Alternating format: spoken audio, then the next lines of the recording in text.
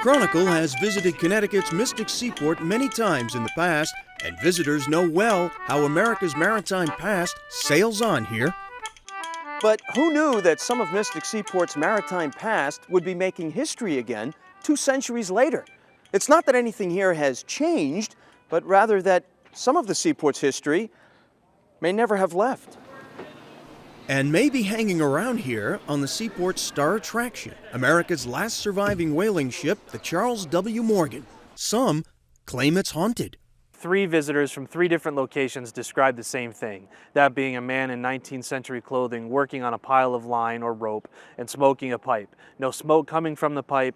The gentleman acknowledged them, and then they went up to the main level, said to our staff person, "Wow, that was great to see that guy working down below." And the response was, "There is nobody working down below." Now, Mystic Seaport is not exactly inclined to mix Stephen King with Charles Morgan.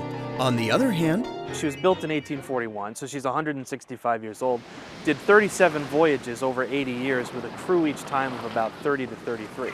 So you're looking at 1,000 different men coming from many different cultures and backgrounds worldwide that were on that ship. Are some of them left behind? You know, that's for you to decide. Fair enough.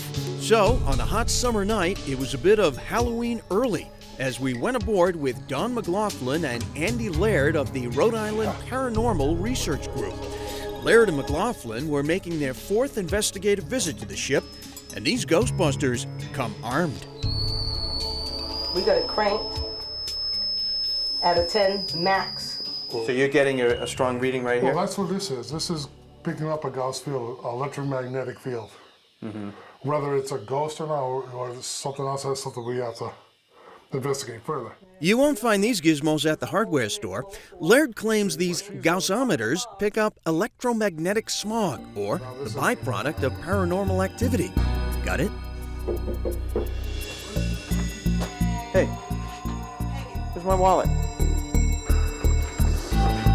We slowly made our way to the location of the original ghost sighting.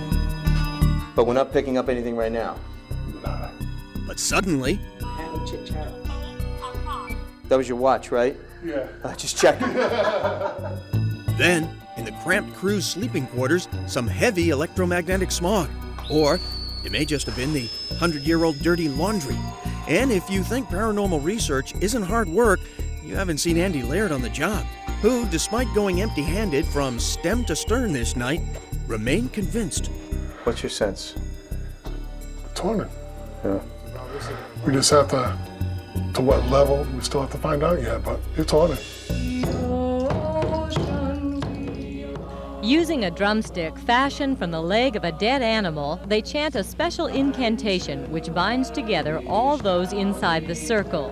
They call themselves witches, followers of a pagan tradition which dates back to pre-Christian times, a tradition they feel has been the victim of bad press. On Halloween night, little children are terrified by stories of witches on broomsticks flying through the woods, cackling creatures who can put a curse on you and a hex on your house. But for modern-day witches, this image of the witch in the black hat with the beak nose is not only offensive, but very far from the truth. Andrus Corbin and Deirdre Pilgrim are among the estimated 10,000 to 40,000 people in America who call themselves witches. Married, they live in a suburb of Boston, and like many of their fellow witches, hold perfectly normal jobs. What makes them different are their beliefs.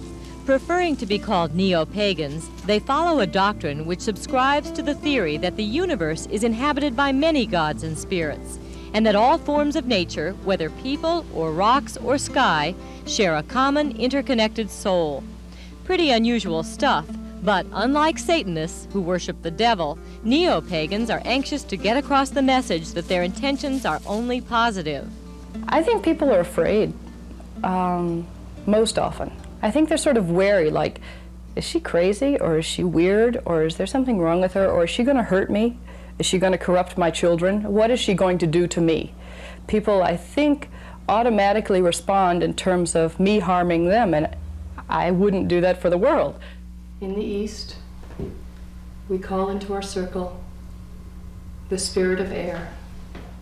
Like many of their fellow witches, Deirdre and Andress were drawn to witchcraft when they began to question their traditional religious upbringings.